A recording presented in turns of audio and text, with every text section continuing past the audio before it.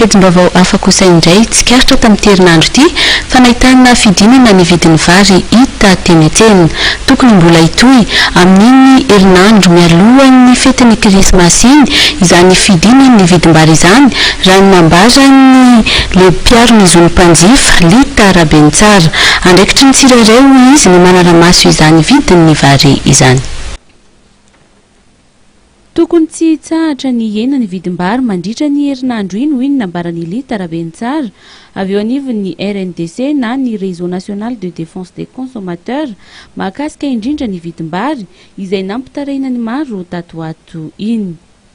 Raha ny nambarany ity farany dia efa nisy ny fiorana teo amin'ireo mpisehatra ka aorian'izany no nahitana ny vokatra.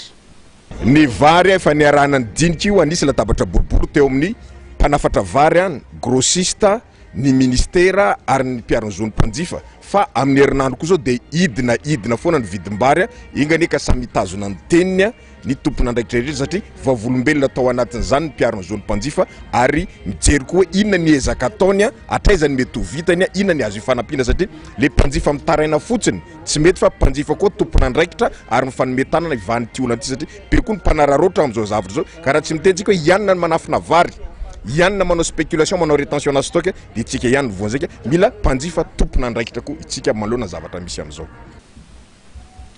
Andro vitsivitsy lasa izay dia nahitana fihenana izany vidim-bary teny amin'ny tsena Nanosy be izany.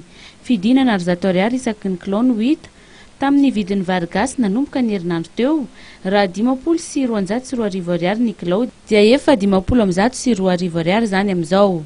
Ireo vary avy any ivelany kosa dia raha toka 209 ariary ny ray gony dia lasa 707 ariary zany.